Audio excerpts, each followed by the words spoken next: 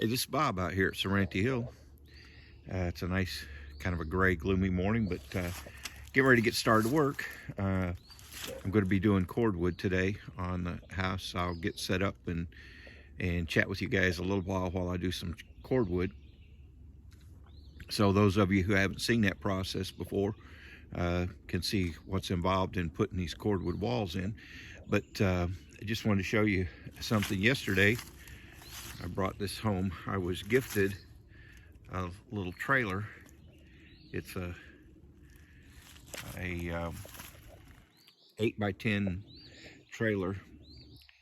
Uh, Now it had been sitting, and this is a little something for that we all need to. This is a little something we all need to pay attention to because it had been sitting stored for several years, hadn't been used, um, and it had been sitting flat underneath a pine tree, and it had. I mean, it was all covered. You can see kind of a dark spot there. It was all covered with pine needles. And before I hitched it up to my truck, I thought, well, I need to get rid of those pine needles and little branches and everything. And so I climbed up on here and I was scooping those out. You see, one of the boards is missing because I stepped on it to clear pine needles off and went through. So these boards are all rotted. Now they're painted black, but they're not pressure treated. I could tell that when I pulled the one out. So I'll be having to get some decking for this trailer, and I'm going to go back in with just AC2 green pressure treated 2x10s. They're a little pricey nowadays, just like anything lumber wise, but that will give me a longer life for it. But this trailer will be perfect, man. I'm gonna be having a lot of pretty shortly here. I'll be having to pick up my 4x8 foam board insulation sheets. This will be great for that. Be having to pick up some drywall, some plywood, bags of cement, mortar, stuff like that. So this will definitely come in handy. But just for your own edification in the future, always store your trailer with the tongue higher, so that if it gets water on it, it'll want to run off. And if you got leaves and things like that that fall down on it, keep those cleared off, because anything like that that can hold moisture, it won't allow the wood to dry out when it gets wet. I mean, if this had been stored with it, instead of being stored flat, if it had been stored with the tongue up and the stuff cleared off of it, the wood here would still be good.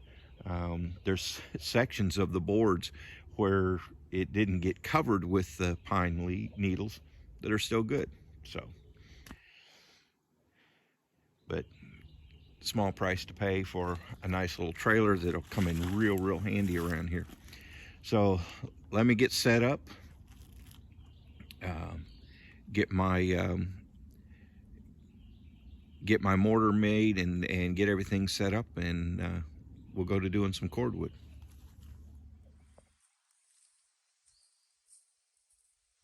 Let's try this again. First time I knocked my tripod over.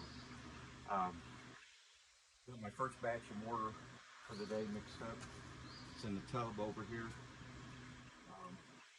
I do a fairly small batch because I do what I can lift and what I can carry.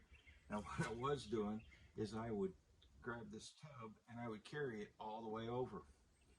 And you know, it's fine when I'm just a few feet on this back wall, but I'm around the corner on the other side of the house now, and it's a long jaunt. And finally, the other day, it just hit me. You know, I've got this trailer. This wagon, I could just put it on the wagon and pull it. It's a whole lot easier.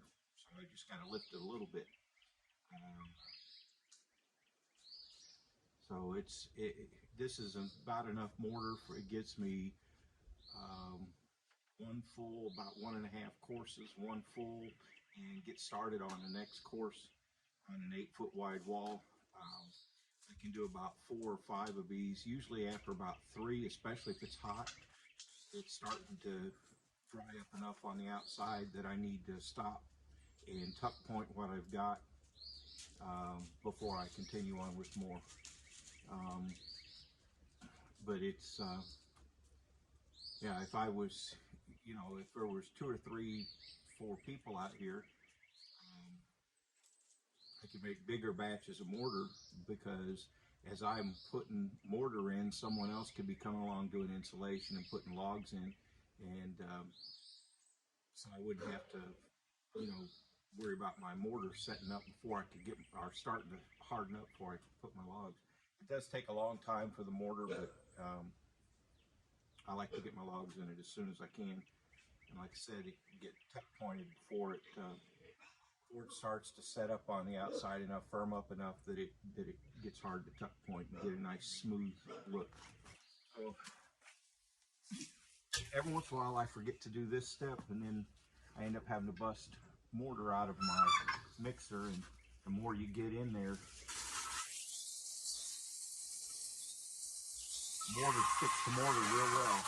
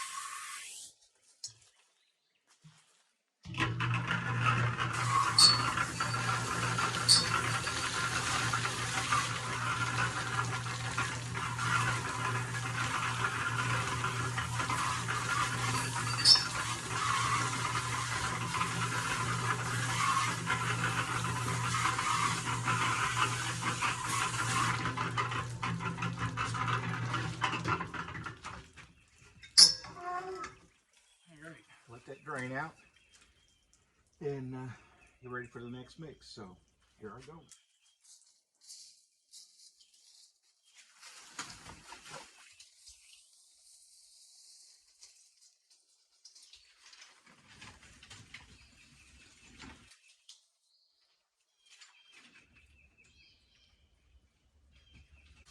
Well, that was interesting.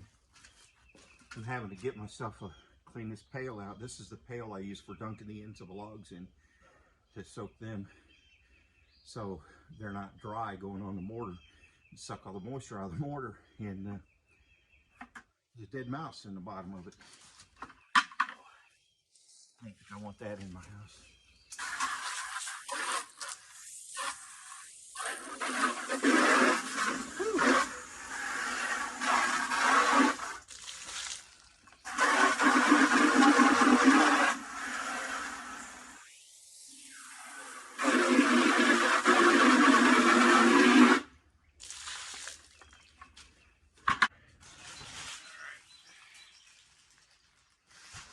All right, back at it.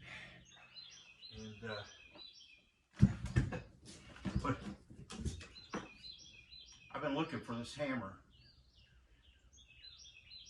for the better part of a week. Could not find it anywhere. Trying to remember the last time I used it. I couldn't remember. I've been looking for this thing all over the place. And today, when I came and I moved my insulation bag, guess what I found underneath it? My hammer. That's when I remembered I used it last for putting the electrical box in my in one of the logs. And I'll have to do another one here as well. So, and that's going to be interesting because I got my cable, had my cable up underneath a bunch of logs. So I'm going to have to move the logs to get the room for the cable.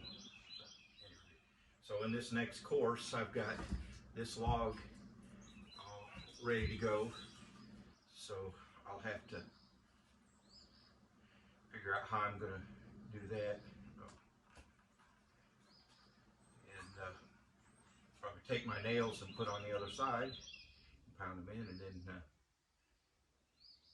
I'll be ready to put that one in. So I'll have two outlets on this wall, and then there's one just on the other side, and then just on the other side of the window. So, one of the first things you do is the logs that you've already got in from previous day or previous work, you spray them down with water. You spray your mortar down with water, get some moisture in there, so that it doesn't suck all the water out of your fresh mortar you're putting in.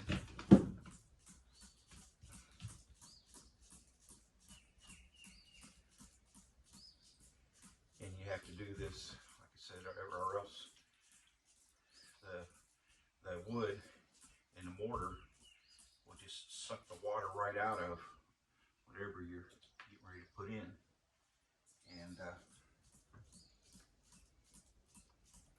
And you don't want that. It'll set up too quick.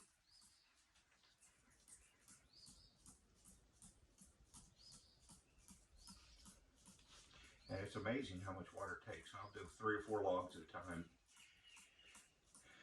Especially when it's hot out. If I do more logs than that, it'll start to dry up because of the heat. Today it's cool enough. I could probably get away with more, but I'm going to have to figure this out. So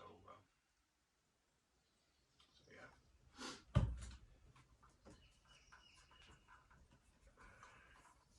Okay, that's better.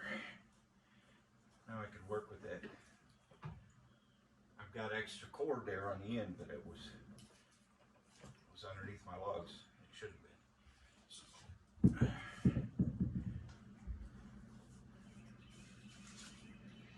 And this one I have set up to go like this.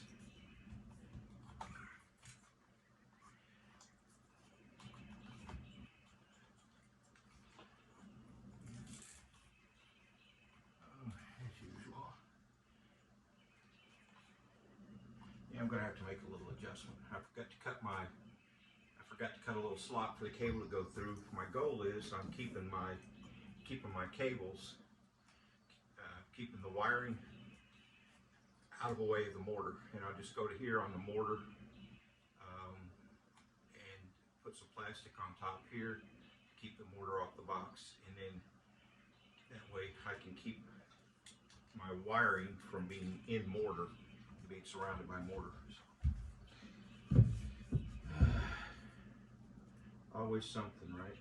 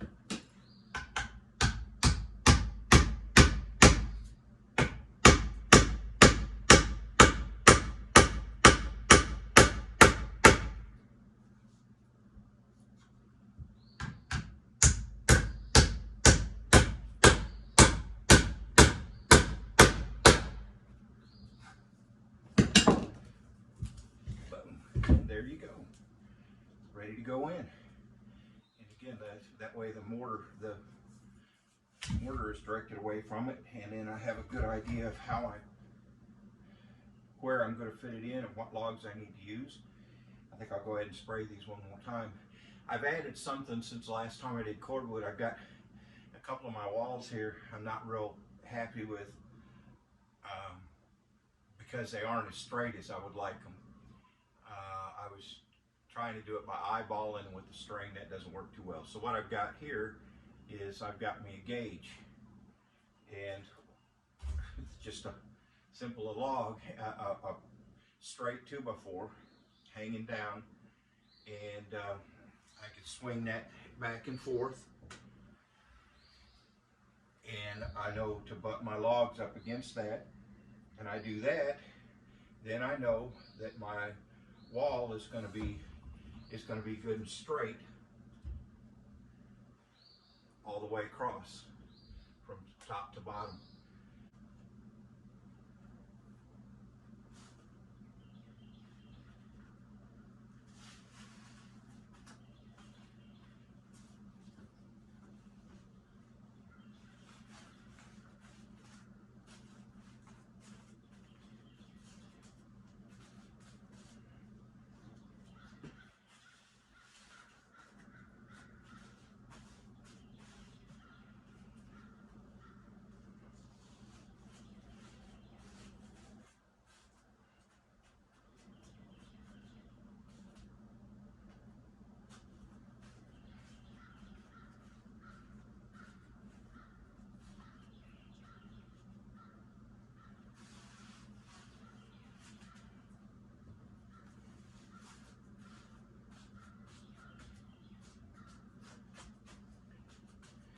As I'm going along, I kind of smooth this in with the mortar below it, and try to face it up as much as I can,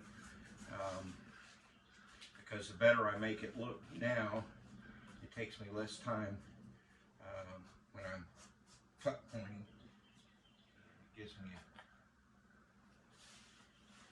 It gives me a better look.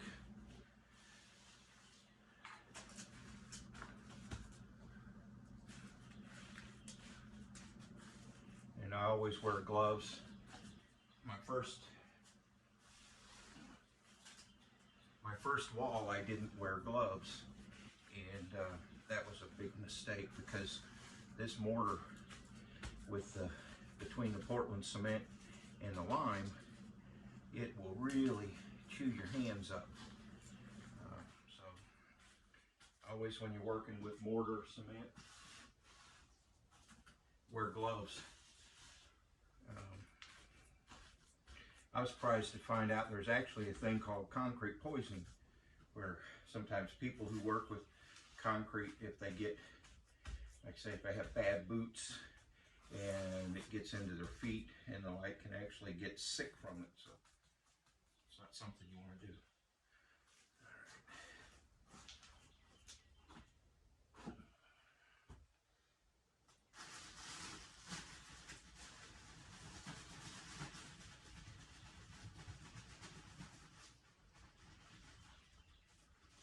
In the insulation, now this is just loose cellulose, the stuff that you would blow in into an attic using a blower. I just break it up, fluff it up with my hand, put it in the insulation space there. You fill it, but you don't pack it, because if you pack it and get it real tight, then you don't have the air spaces, and you don't get the insulation effect of it. So, but by the same token, you want to have enough that you don't have voids. So what I do is just basically put it in till it's a little bit proud of the mortar, and then the log compresses it a little bit. Not so much hopefully that it takes up my airspace, but also enough that I don't have gaps. So, and I'll do 2 or 3 logs at a time. And let's see, yeah, this should go kind of pick out my logs that I'm going to use.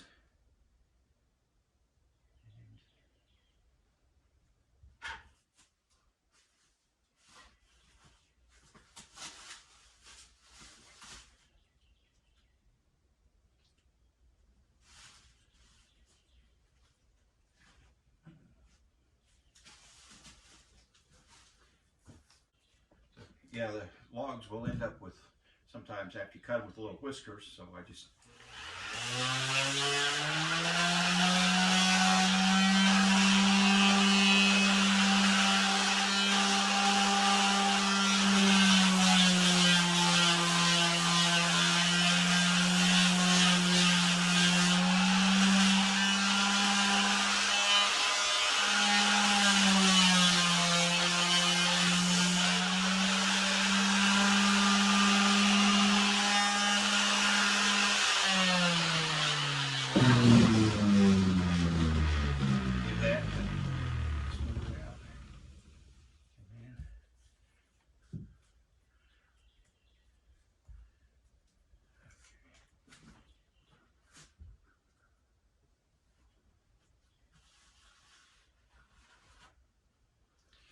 and it's kind of trial and error here. Just make it fit.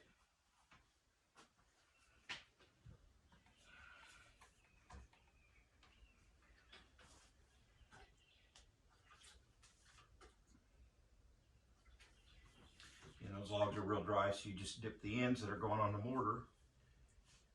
Just dip that.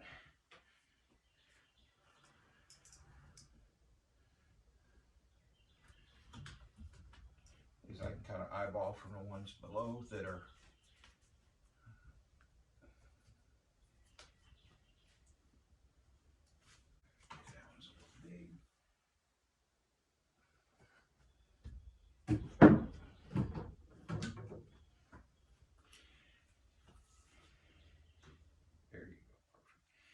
these little half logs I've got here. You know, this would have been a nice size to use whole, but it had a check in it, big crack, and had a big crack in it.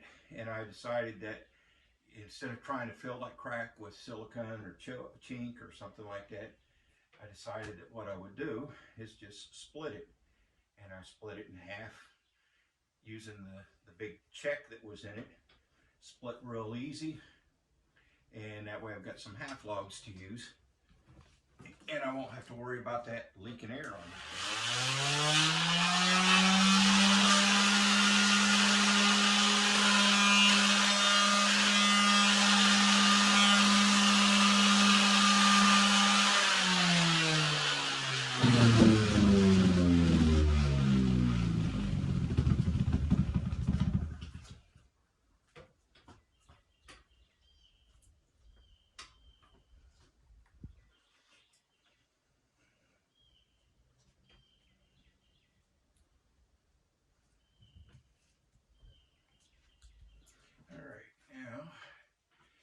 For this one, and it'll go right in here, and then I'll fill in this gap with a small one. So this one's going to need to go right in here, and like I said, I've got some small logs, and I'll put one of those in here to fill that space.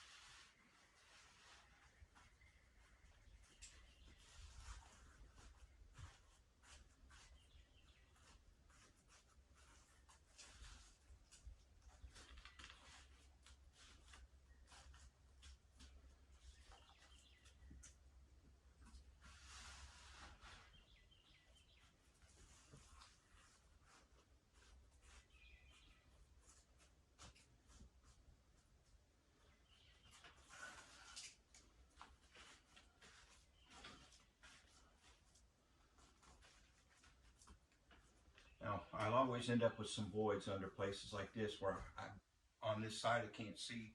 So when I get finished up with a batch, I'll save a good sized double handful that I don't put in the wall, and I'll take it inside and I'll go fill in any gaps that I might have to make those right. And because I'm having to fit this in, it's a little more fiddly, but the rest of it will go much quicker because I won't be having to fit this in.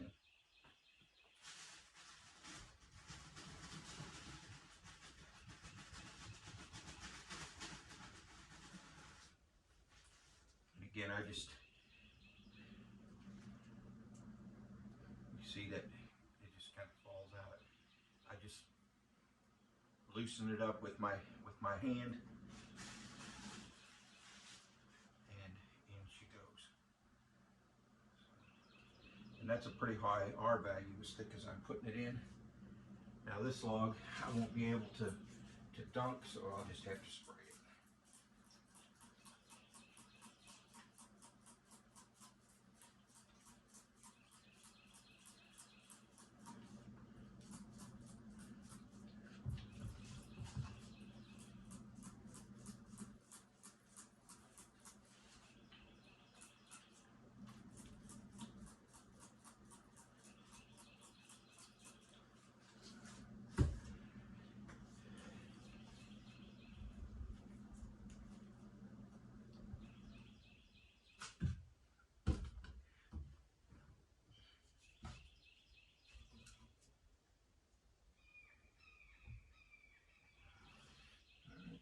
See, I actually used my gauge. Okay.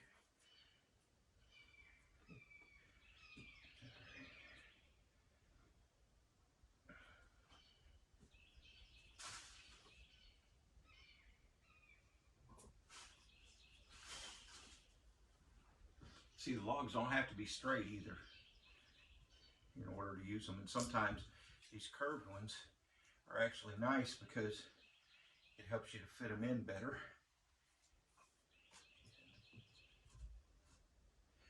And one of the things that you do have to do is kind of pay attention to, you know, trees are not cylinders. These trees aren't anyway.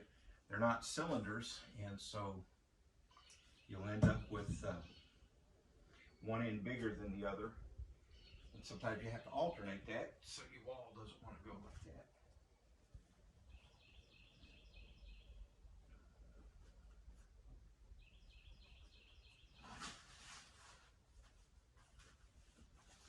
I need some more right in here.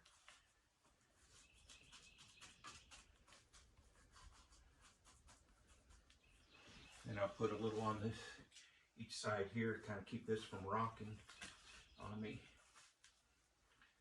Hold it in place. I want to try to keep that electrical box as straight as possible. I can fudge a little by loosening the screws and moving the outlet in the box, but there's a limit to how much of that I can do.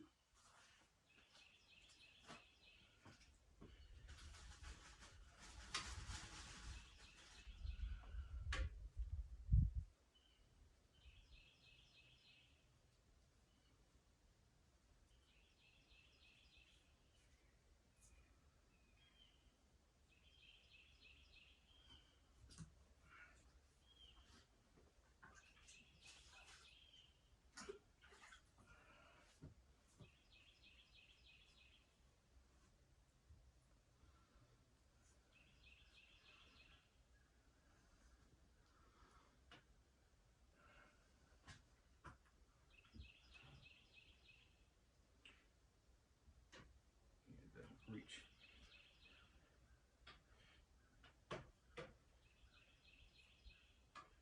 All right, and then I'll fill mortar in around that and go to my next ones.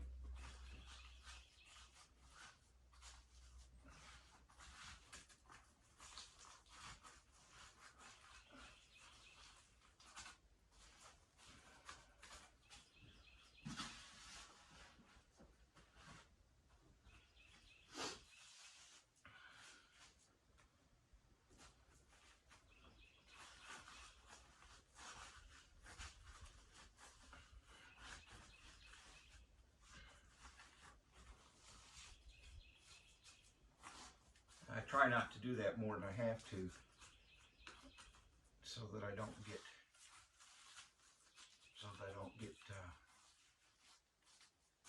any more mortar than I have to on the outside of the logs. Because I'll end up having to come back later with my sander and kind of sand some of that mortar off the faces of the logs. So I try not to get any more on there than I have to. That way it takes me less work down the road. And again, I just kind of take my finger and back of my finger and smooth it as best I can.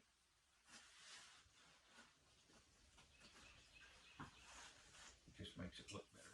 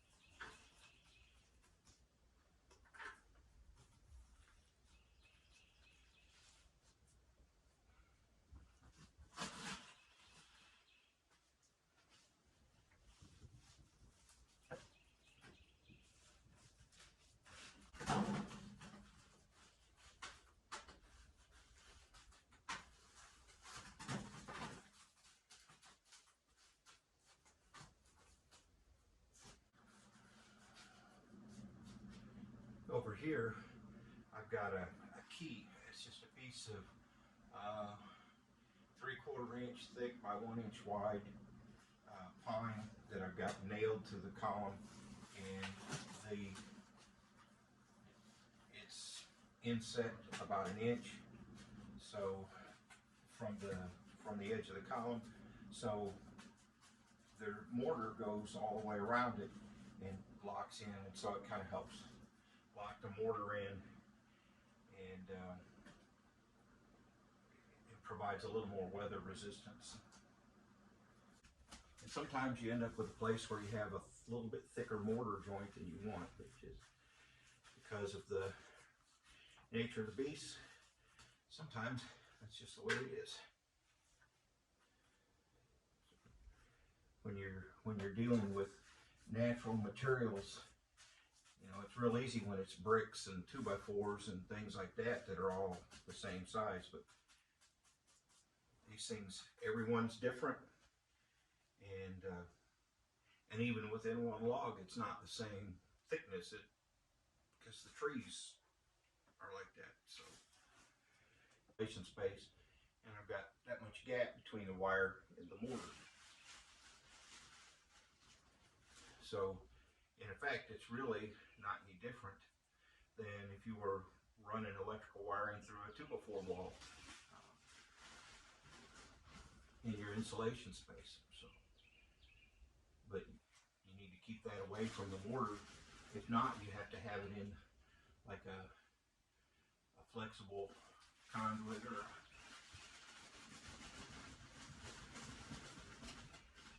you know, a gray PVC conduit, something like that, to prevent it from eating up your wiring. My understanding is that the mortar will eat the insulation up, so I don't want that to happen. That would be a bad day. And again, all I'm using for insulation is these bags of blow-in cellulose insulation. Now the guy where I'm cutting wood, he sees me taking some of the small stuff and he's like, "You're gonna put that in your house?" Yep, I sure am. These little pieces like this come in real handy.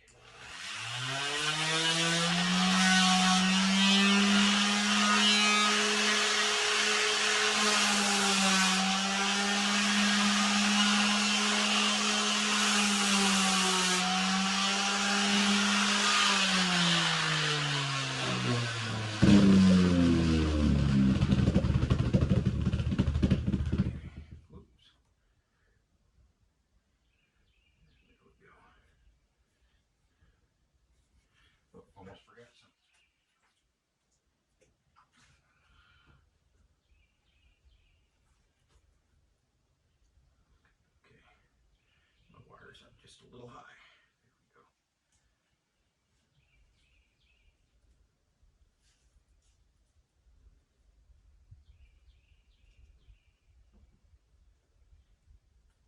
There you go. There you go.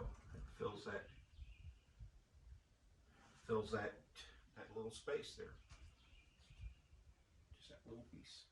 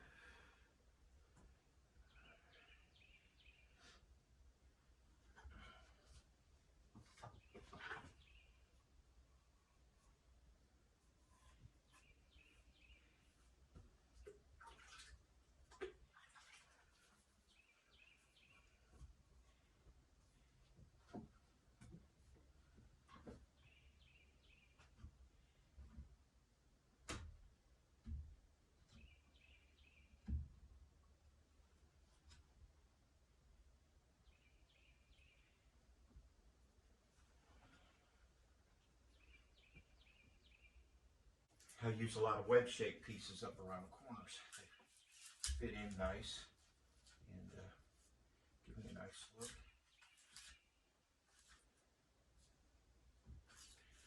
And it's just a matter of deciding what's going to look best, how it's going to work best.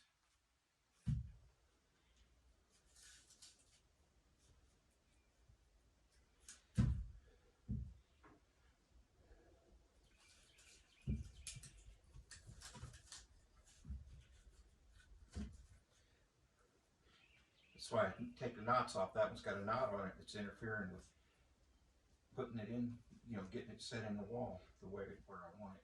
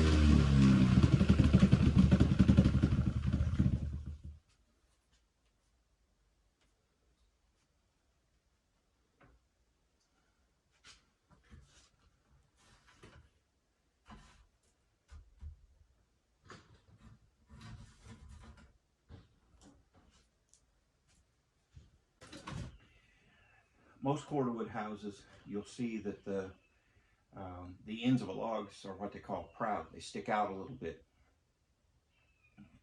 from the mortar, and the mortar is, you know, half inch or more inside the ends of the logs.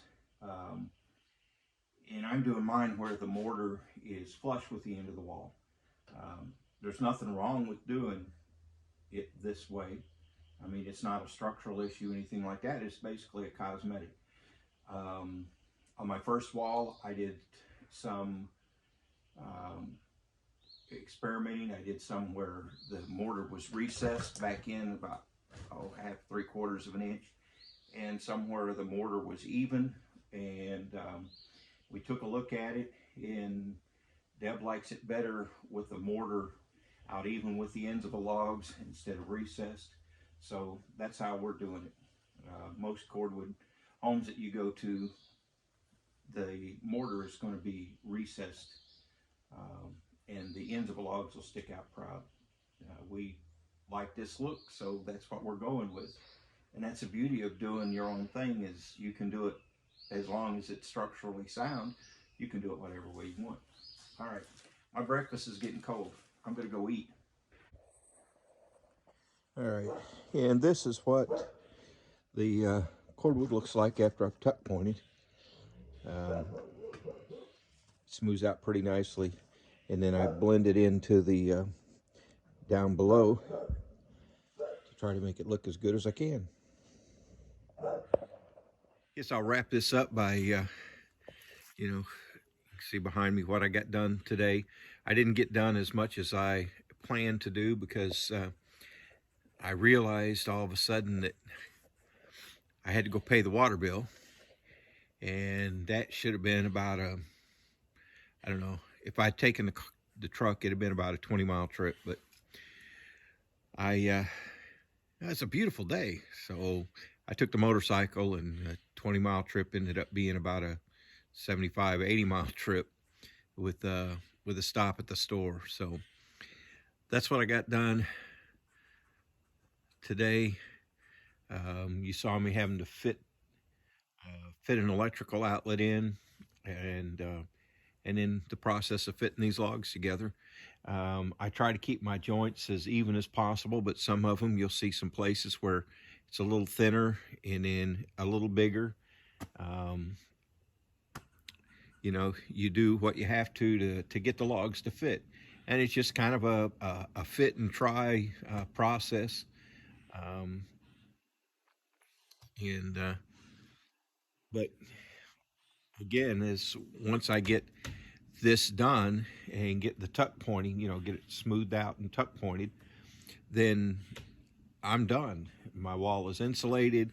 I got my electrical in it.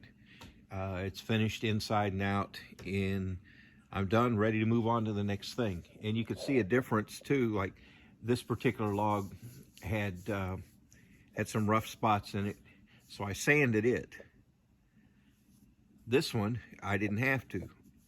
So in just a few days, this particular log here will look just like this one. And you know, I could easily cut off, you know, this knot here and make this log more round, but I think that adds a lot of character to it. Looks pretty sharp. So, all right, that's it for tonight. It's about dark, time to go in and fix some dinner, and I'll come out here tomorrow and do some more. Thanks for joining. Like and subscribe. Appreciate you stopping by. Hope you had enjoyed that little glimpse of what putting cordwood in is like, and hope you're enjoying the process. I am, and I am thrilled, absolutely thrilled, to be getting back into doing the cordwood, because I want to get these walls in and get moved into this house. All right, until next time, take it easy. We'll talk to you later. Bye.